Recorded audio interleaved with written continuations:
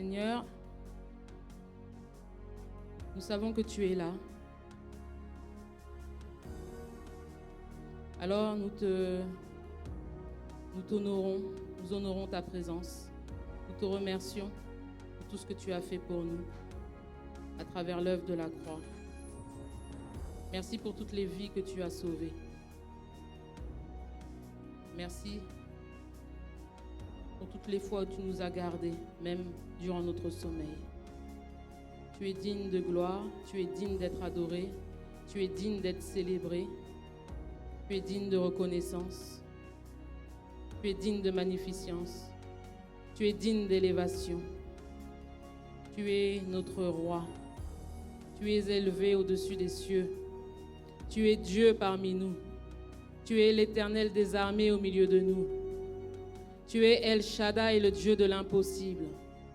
Tu es Adonai, El Elyon, le Dieu très élevé. Et c'est ce Dieu-là que nous célébrons et adorons. Sois glorifié dans le nom de Jésus-Christ. Amen. Amen. J'ai une question ce matin. Es-tu un passionné de Dieu? Es-tu passionné de Dieu? Être passionné, c'est être marqué par une ardeur, être bouillonnant, être débordant. Larousse dit même violent.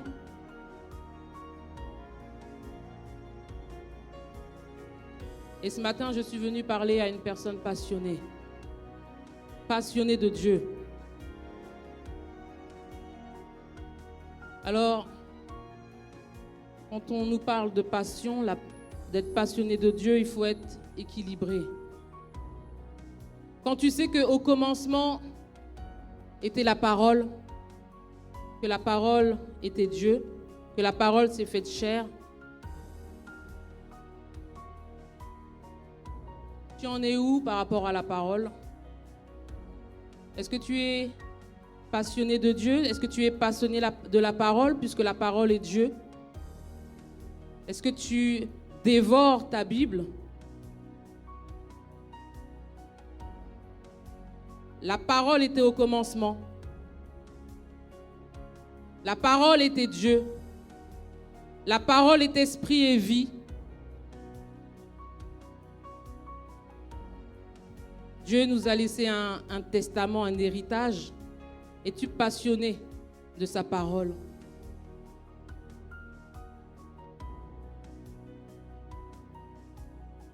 Ou que fais-tu de sa parole? On va aller dans Luc. Erika, on va aller dans Luc 10. 2 sœurs, 2 attitudes.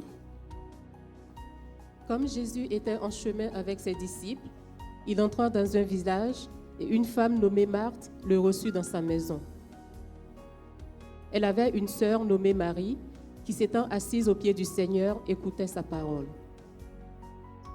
Marthe, occupée à divers soins domestiques, survint et dit : « Seigneur, cela ne te fait-il rien que ma sœur me laisse seule pour servir? Dis-lui donc de m'aider. »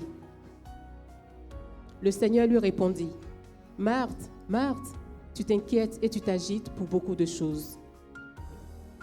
Une seule chose est nécessaire. Marie a choisi la bonne part qui ne lui sera point ôtée. » Amen. La parole de Dieu nous dit que c'est Marthe qui a reçu le Seigneur. Elle a bien fait. Elle l'a accueilli. Elle est dans le service. Elle sert le Seigneur. C'est une bonne chose. Mais il faut être équilibré. C'est bien d'être dans le service. C'est même très bien d'honorer le Seigneur.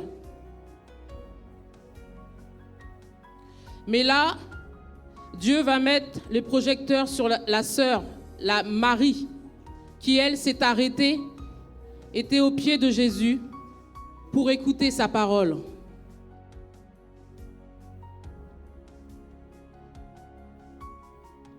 Quand on est passionné, on sait mettre les choses de côté.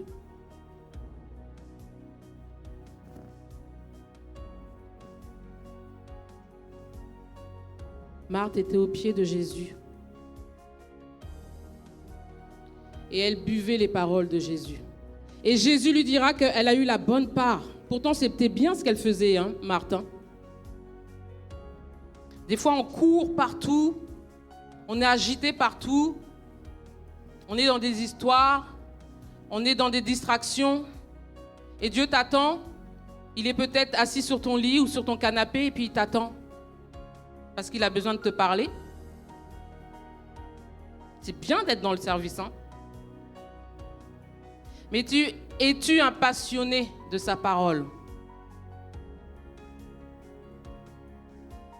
Dans Hébreu, ça c'est une parole qui dit que, dans Hébreu 4, que Dieu envoie sa parole, mais elle tourne autour des personnes, elle ne sert de rien. Et pourtant Dieu parle et on n'y prend pas garde.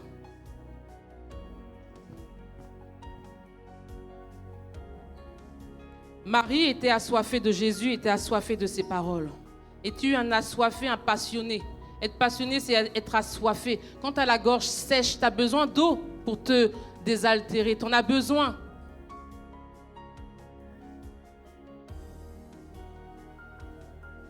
Regardez des gens passionnés. On va aller dans Matthieu 14.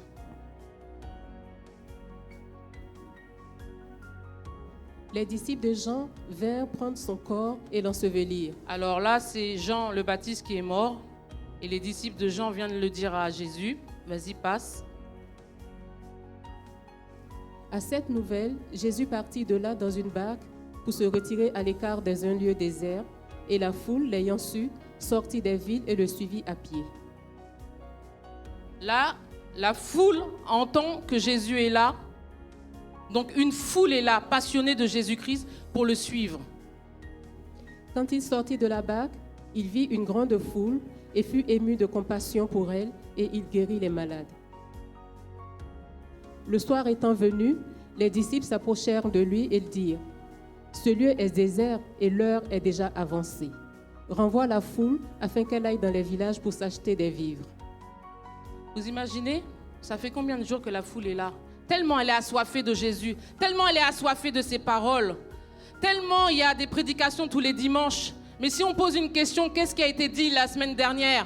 La parole de Dieu qui était là au commencement. Les gens étaient là, une foule, assoiffée de la parole de Dieu. Ils n'avaient pas mangé.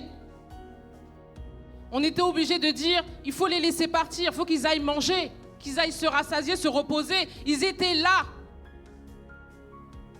Jésus leur répondit : « Ils n'ont pas besoin de s'en aller, donnez-leur vous-même à manger. » Et là, le miracle, un miracle va se produire. Jésus a vu la foule qui était là, assoiffée. Son cœur a été ému de compassion. Dis-toi que quand tu es assoiffé pour le Seigneur, tu n'es pas obligé de faire sonner la trompette. Sache que tu es en train de faire quelque chose dans le cœur de Dieu. Et ça, c'est entre ton cœur et le Seigneur. C'est l'intimité avec le Seigneur. Il faut être équilibré, il faut être dans le service parce que sinon, tu es oisif. Mais il faut aussi avoir une communion avec le Seigneur, lire la parole de Dieu. Il faut être équilibré. Tu touches le cœur de Dieu quand tu es assoiffé de sa parole. C'est Dieu qui le dit, hein. Jésus était ému de compassion. Il était tellement ému qu'il ne les a pas renvoyés. Il a produit un miracle pour ces personnes. Es-tu un passionné de Dieu? Laisse le miracle venir jusqu'à toi. Il y a Corneille dans Acte 10. Corneille était un centenier, mais il croyait en Dieu, sans réellement bien le connaître. Et il a eu une visitation à la 9e heure, si on se souvient bien, les heures, d'un ange qui lui donne des directives. Alors il va aller chercher Pierre. Dieu va parler à Pierre, convaincre son cœur pour qu'il y aille. Pierre ne voulant pas y aller parce qu'il ne faut pas se mélanger avec des étrangers, Dieu va le convaincre. Parce que Dieu est Dieu et il ne fait abstraction de personne.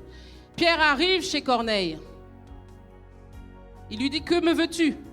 Pierre lui dira, Corneille lui dira que à la 9e heure, j'ai prié. Voilà, et l'ange lui a dit, Dieu s'est souvenu de tes aumônes. Les aumônes, c'est quoi? C'est quoi? Il manque quelque chose? Aux pauvres, précisément, aux pauvres. Ce n'est pas une offrande, c'est une offrande aux pauvres. Que Dieu se souvienne de toi, sœur Sylvia. Aumône, c'est offrande aux pauvres. Dieu s'est souvenu de tes aumônes et de tes prières. Donc, Pierre lui dira que le Seigneur l'a convaincu et il va commencer à prêcher l'évangile à toute sa maison. Et ce qui est impressionnant, 10, prends le Erika, acte 10, va au verset 44, parce que ça j'ai déjà paraphrasé. La parole de Dieu nous dit que, comme Pierre prononçait encore ces mots, le Saint-Esprit descendu sur tous ceux qui écoutaient la parole. Alors, il y en a qui sont là, mais qui n'écoutent pas, qui ne sont pas attentifs, parce que Dieu voit sur ceux qui étaient disposés, ceux qui écoutaient la parole, le Saint-Esprit est descendu. Sur ceux qui écoutaient, pas sur tous ceux qui étaient présents. C'est pas ça que la Bible dit. Ceux qui écoutaient la parole.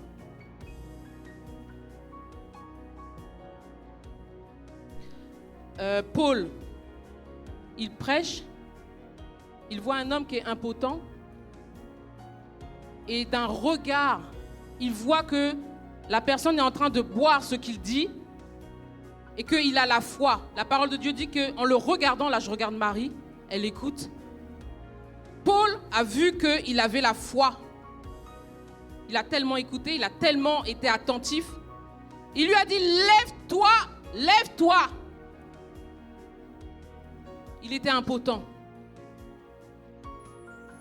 L'écoute de la parole de Dieu. Être assoiffé de la parole de Dieu. Es-tu un assoiffé de la parole de Dieu?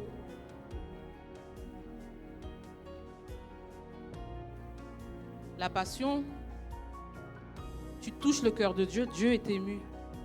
Il s'opère même des miracles.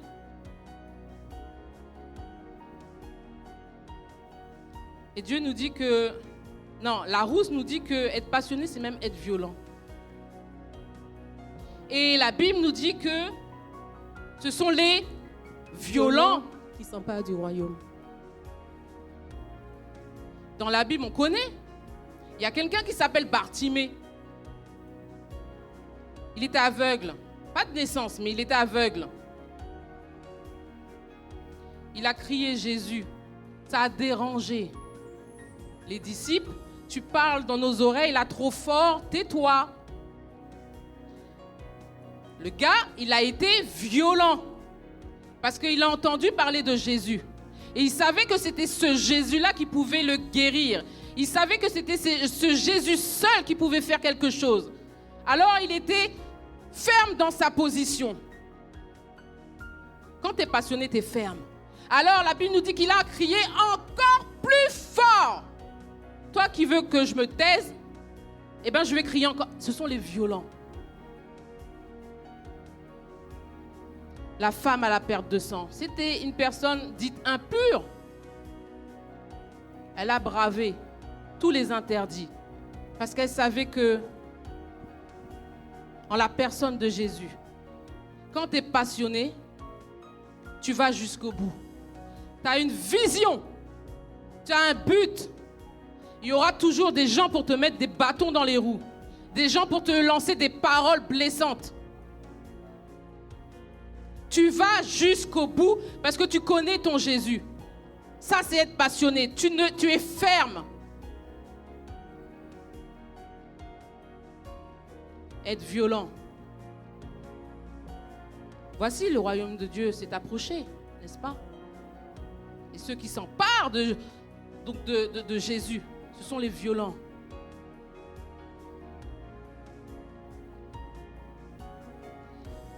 Regardez.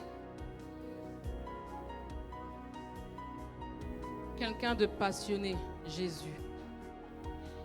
Si Jésus n'était pas passionné de toi et de moi, il n'aurait pas été au jardin. Pour subir le jardin, il faut vraiment être passionné, il faut vraiment t'aimer. C'est ainsi qu'on appellera la passion du Christ. Il faut vraiment être passionné. Et toi, en retour, es-tu passionné de Dieu? On va prendre un passage dans la Bible, dans Juge 7. Nous sommes au temps de Gédéon. Les Madianites assiègent ce peuple-là. Gédéon fait partie de la famille de Manassé qui est la plus petite, la dernière. Et lui, c'est le dernier de sa famille. Il se voit vraiment comme le dernier des derniers. Et encore moins un vaillant héros. Alors, on va paraphraser. Dieu va se présenter à Gédéon. Et il lui dira, va avec la force que tu as pour délivrer mon peuple. Gédéon n'y croit pas, il demande des épreuves. Il demande des preuves à Dieu. Parce qu'il ne se considère pas. Pourtant, Dieu le voit, il le considère. Dieu te voit et il te considère, mais toi, tu ne te considères pas. Mais Dieu a déjà parlé sur toi. Quand Gédéon a posé les questions à Dieu, il a eu ses réponses. La parole de Dieu nous dit que... Alors il se lève et il lui dit, le peuple est trop nombreux. C'est-à-dire ces soldats-là, pour aller vaincre, il faut des soldats, on est d'accord? Ils sont 32 000. Et Dieu va lui dire, ils sont trop nombreux pour les vaincre. C'est un non-sens, hein? Un non-sens. Écoutez-moi bien. Et Dieu lui dit, fais-les descendre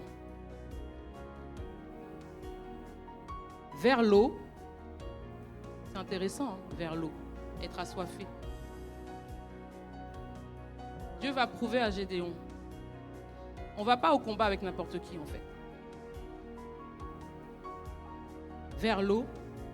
Et là, je t'en ferai le tirage.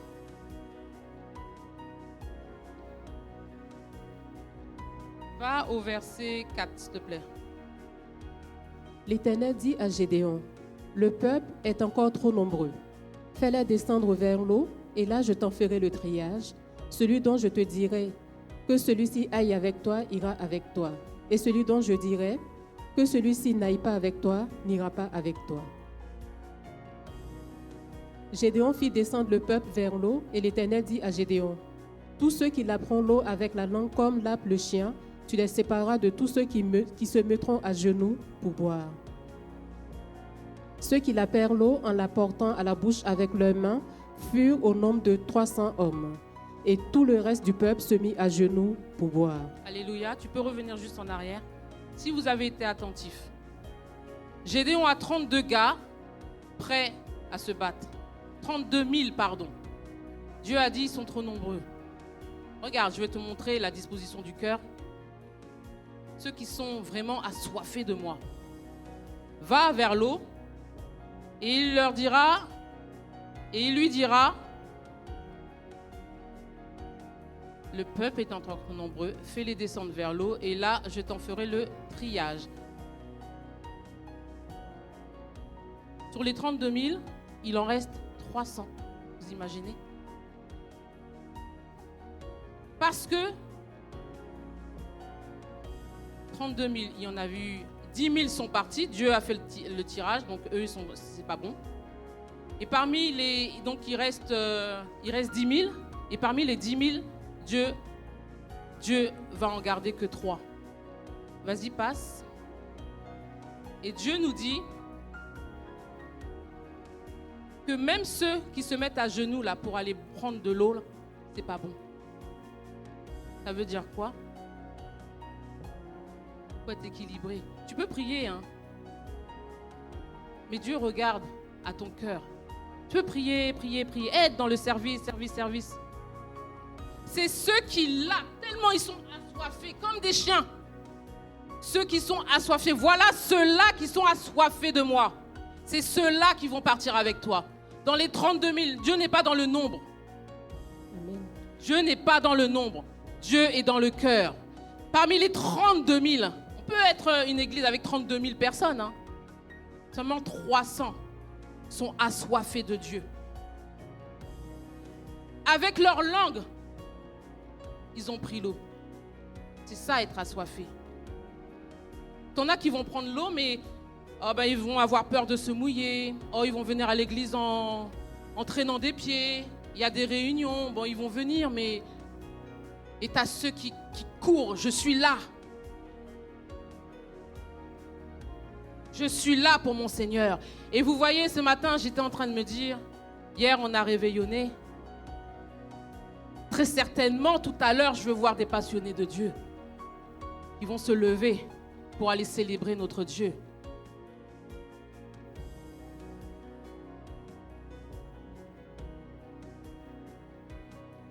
Apocalypse.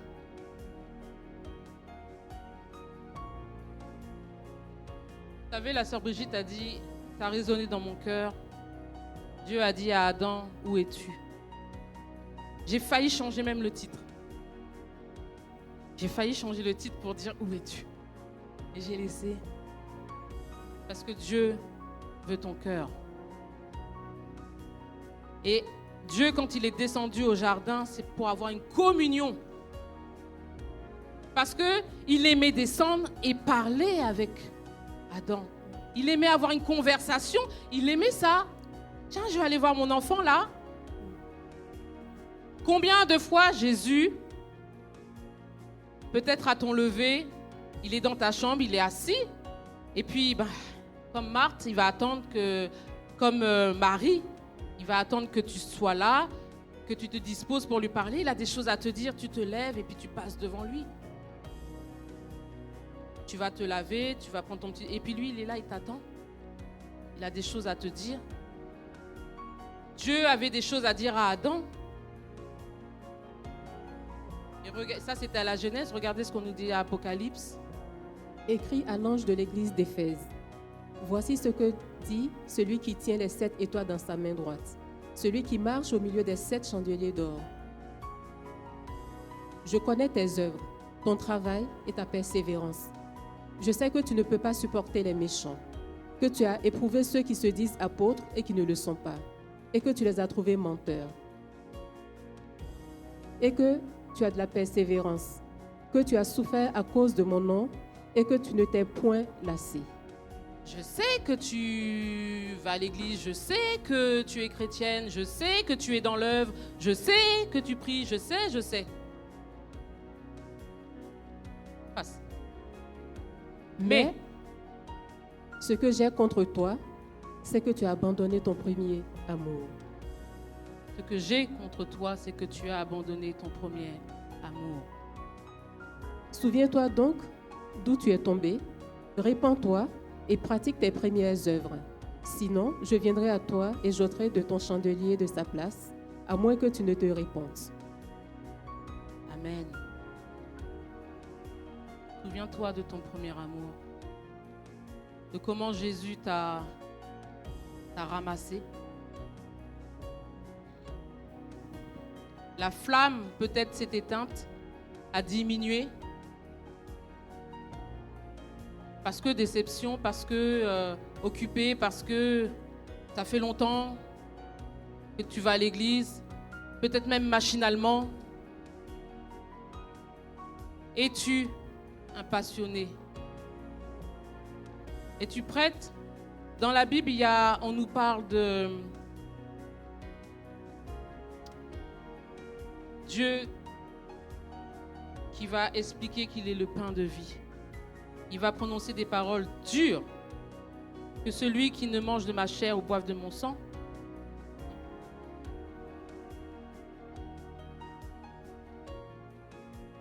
Il y avait les Juifs, cette parole-là était trop dure. Tu veux l'afficher? Jean 6, je suis le pain de vie. Jean 6.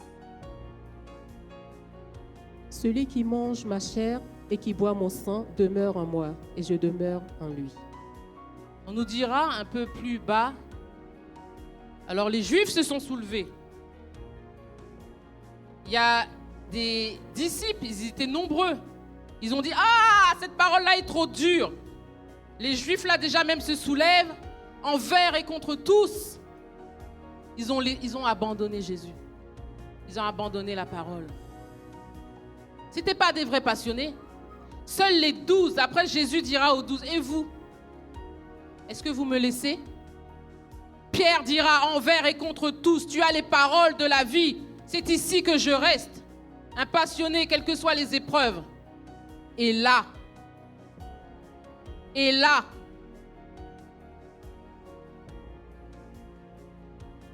ah, on t'a fait ça. Eh ben, je m'en vais. Dieu pose la question à ton cœur. Où est passé ton premier amour? Gethsémane, il fallait pouvoir le faire.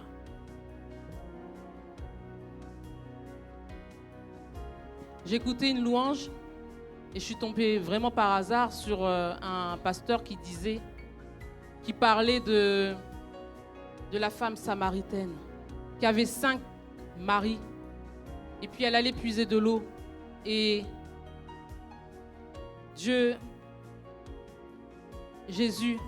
lui dira est-ce que tu peux me donner à boire? Et si tu savais à qui te le demande, tu lui donnerais toi-même à boire. Et il expliquait que, en fait, dans la vie, on peut chercher des solutions. Cette femme-là pensait trouver des solutions envers un mari. Et puis le mari, ça n'a pas marché. Et puis alors, elle en a eu un deuxième. Elle pensait être heureuse, rien qu'en ayant un mari. Un travail. Il y en a qui pensent que parce qu'ils n'ont pas de travail, c'est pour ça qu'ils ne sont pas heureux. Ils n'ont pas de mari, c'est pour ça qu'ils ne sont pas heureux. Il leur faut à tout prix. Tu peux aller chercher à tout prix ce que toi tu veux. Mais sois d'abord assoiffé de Jésus. La source. Lui-même. On peut le prendre. Si tu connaissais le don de Dieu, qui est celui qui te dit « Donne-moi à boire », tu lui aurais donné à boire toi-même. Et il t'aurait donné de l'eau vive. C'est-à-dire, cette soif-là que tu vas chercher auprès de ton frère, de ta sœur, cette soif, le travail que tu veux, que tu attends trop, que tu vas chercher, l'argent que tu attends trop. Et Dieu dira, il t'aurait donné de l'eau vive. De l'eau vive. Et il dira aussi, si quelqu'un a soif. Là, j'ai chaud, j'ai soif. Je sens ma gorge même qui s'assèche.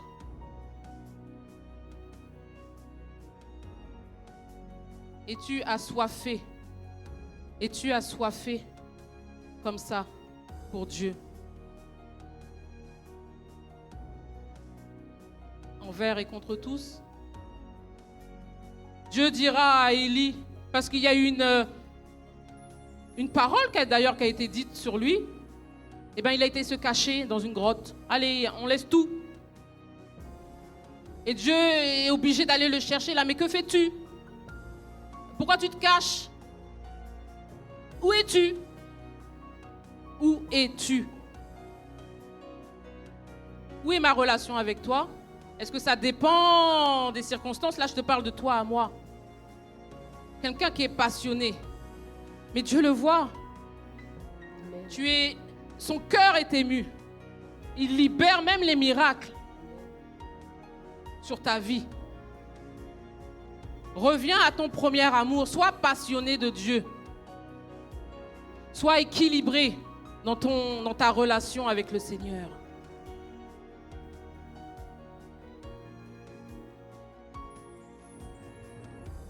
C'est cette question que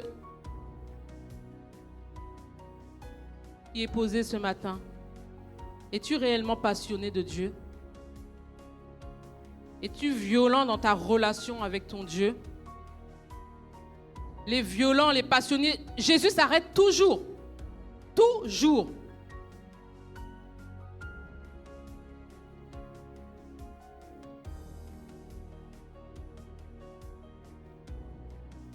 Il y a des assoiffés de Dieu, comme une biche soupire après les courants d'eau.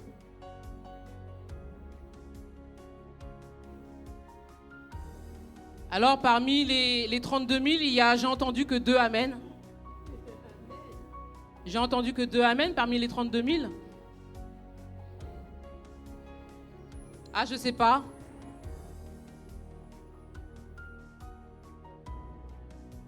Être passionné de Dieu. Être passionné de sa parole. Ne pas être dans les apparences.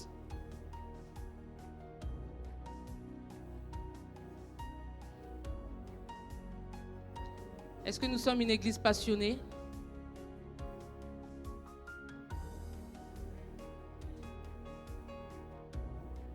C'est à Dieu qu'il faut le dire. C'est ton cœur qui doit le dire à Dieu.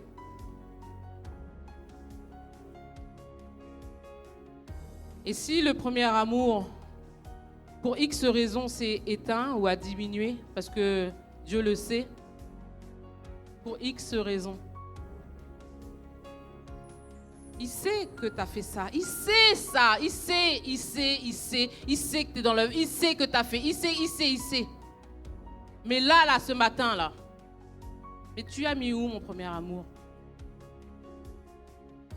Pas les œuvres. Je te parle de toi à moi. Où es-tu? Dieu a dit à Adam, mais où es-tu?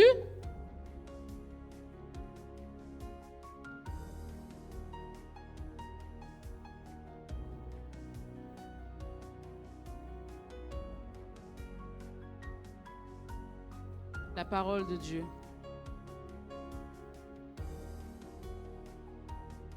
Les enseignements, les prédications. Dieu était au commencement. S'il te plaît, reprends la parole. Chez toi, reprends la parole.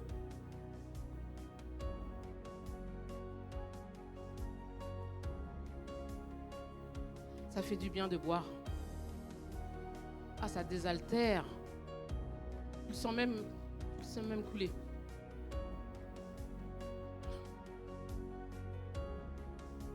Ton âme en a besoin. Ton âme a besoin de cette eau vive. La source, c'est Jésus. De la même manière que Jésus, au temps des offrandes, regarde les cœurs, la disposition des cœurs. De la même manière qu'il a dit à Marthe, tu t'agites trop.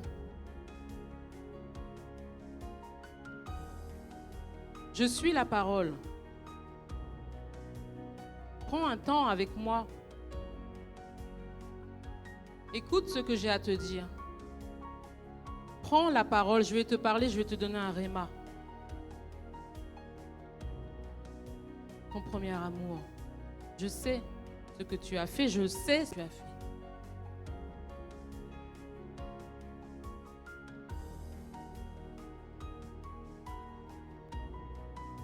Tu es donc ni chaud,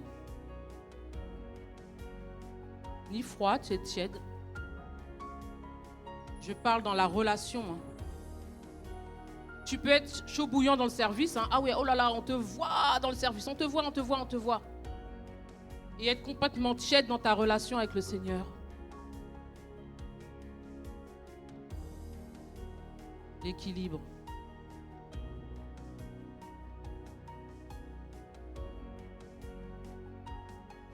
Vous savez, Dieu siège et Dieu est Dieu. Vous êtes assis, restez assis. Et c'est la parole de Dieu ce matin. C'est la parole de Dieu ce matin. Es-tu un vrai passionné de Dieu?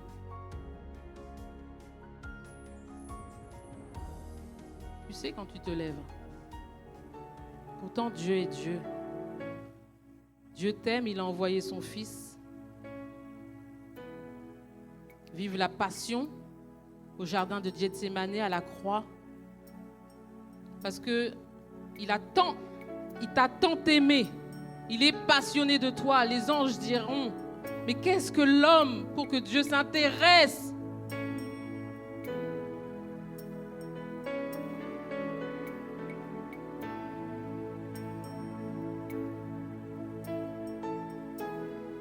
Reconnais qu'il est Dieu. Reconnais ton état. Reconnais tes faiblesses, tes manquements.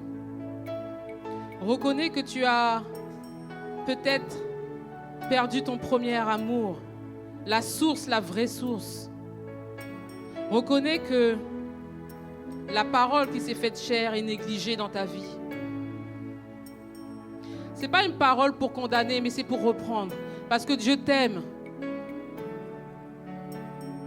Dieu t'aime et veut parler à ton cœur constamment. Dieu veut te parler, même s'il est 3 heures du matin, ce n'est pas un problème.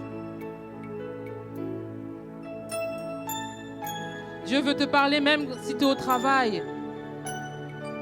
Le Saint-Esprit veut te faire une référence à une parole, mais si tu ne lis pas la Bible.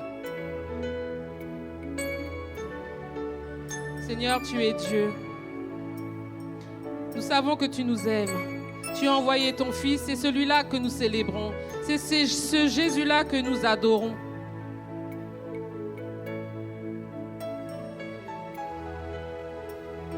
Seigneur, fais de nous des soldats assoiffés comme les soldats de Gédéon.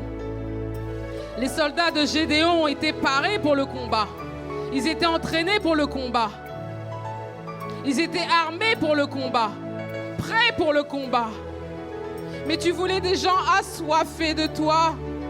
Tu voulais des gens, Seigneur Dieu, affamés de toi, assoiffés de ta parole, envers et contre tous. C'est pour cela, Seigneur, que tu diras que mon peuple m'honore des lèvres, mais le cœur est éloigné. Le cœur est tellement attristé qu'il est éloigné de toi. Comme les disciples, Seigneur. Les 72 disciples sont partis. Oh Seigneur.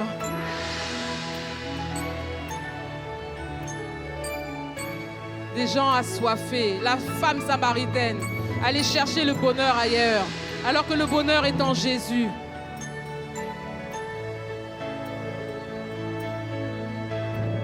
Seigneur, fais de nous des hommes et des femmes assoiffés de toi. Non pas en apparence, mais en esprit et en vérité. Des hommes et des femmes, une église assoiffée, Seigneur Dieu, dans la communion avec toi. Si, Seigneur Dieu, nous ne te parlons pas aujourd'hui, nous ne sommes pas bien. Nous avons la gorge asséchée. Seigneur, fais de nous, Seigneur Dieu, des hommes et des femmes comme ça. Sans toi, Seigneur Dieu, nous ne sommes rien. Et à ceux et à celles à qui tu dis, Seigneur, où es-tu? Que, Seigneur, ces personnes sortent et répondent, me voici, pardon.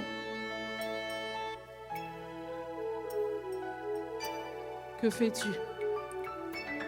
Mais où es-tu? Ce matin, je t'ai appelé, je t'ai attendu. Vous savez, c'est quelque chose que j'ai l'habitude de dire. J'avais donné rendez-vous au Seigneur à 4 heures du matin et je ne m'étais pas réveillée. Et je dormais à l'époque, mon fils avait envie de dormir avec moi. Et le matin, vers 8 heures, je me réveille et je regarde l'heure automatiquement et je me dis, d'une manière très légère, oh mince, je ne me suis pas réveillée. Pourtant, j'ai dit au Seigneur, je n'ai pas prié, j'ai dit, je te donne rendez-vous à 4 heures. Et à 4 heures, je ne me suis pas réveillée. Je prie, je prie. Ça n'intéressait même pas Dieu. Vous voyez, les gens qui se sont mis à genoux là pour boire. Et ben j'ai prié. Le Seigneur était obligé de passer par Curtis. Il dormait, l'enfant dormait. Il s'est réveillé en sursaut pour me dire, maman, ça veut dire quoi faire un coup de lapin à quelqu'un? Ça sort d'où? Il s'est réveillé, ça veut dire quoi faire un coup de lapin à quelqu'un? J'ai eu des frissons parce que j'ai donné rendez-vous à Dieu, je ne suis pas venue. C'est-à-dire que Jésus est venu, il m'a trouvé endormi.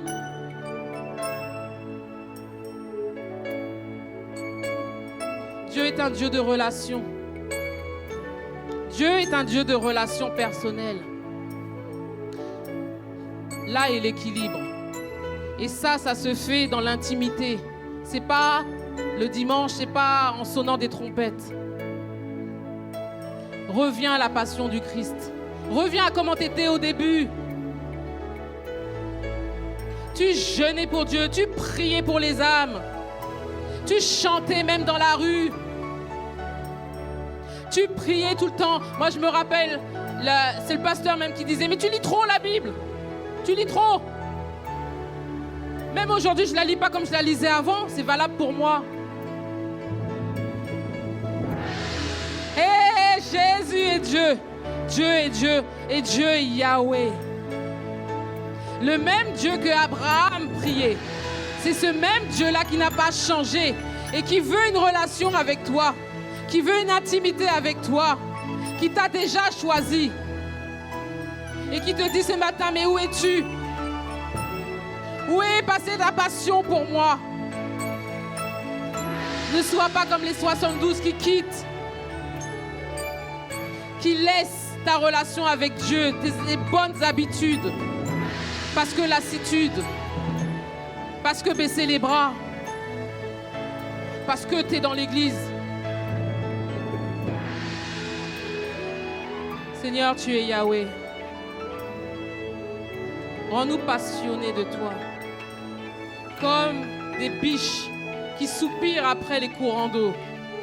Toi qui es la source. Parce que tu veux faire des miracles dans cette église. Tu veux faire des miracles dans nos vies.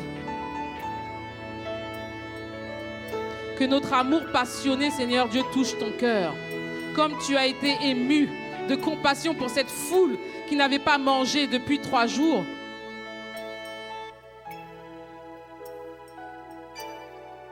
Oh Dieu d'amour. Oh Dieu d'amour. Peut-être qu'il y en a qui souffrent dans le ministère. Mais pensez au jardin de Gethsémané. Même ses meilleurs disciples ne l'avaient pas soutenu dans la prière. Ils étaient endormis. Il était seul donc Jésus. Mais il a été jusqu'au bout. Quel que soit le travail que tu attends, quel que soit le mari que tu attends, quelles que soient les finances que tu attends, quel que soit, Jésus est la source. Ne sois pas comme cette femme samaritaine qui va trouver ailleurs. Va à la source. Bois de cette eau. Jésus a dit, si quelqu'un, donc ce n'est pas automatique, c'est un acte volontaire. Jésus. Pardon pour toutes les prédications que tu nous donnes, Seigneur Dieu, sous ton inspiration, auxquelles on ne prend pas garde.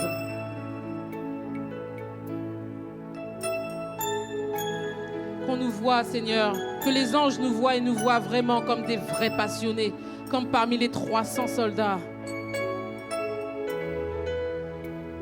Merci pour ce que tu fais dans les cœurs.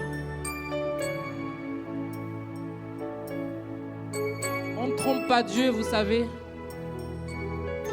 On ne trompe pas Dieu. Sur 32 000, 300 ont été qualifiés comme des assoiffés de Dieu, des violents dans le royaume de cieux.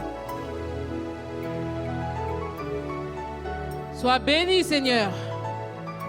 Sois béni, Seigneur.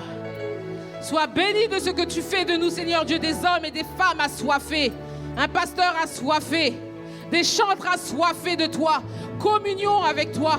Et quand on vient faire le service, Seigneur, tout coule. Tout coule. Merci, Seigneur, pour toutes les personnes pour qui tu vas te souvenir, comme tu t'es souvenu de Cormeille. Merci pour toutes les personnes, Seigneur Dieu, qui se réveillent et disent, Seigneur, me voici. Je suis là.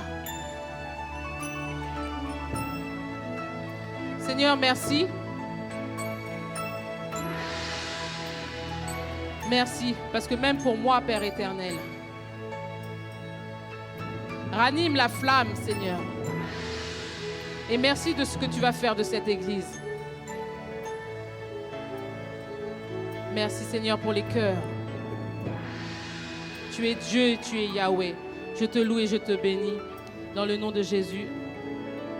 Amen.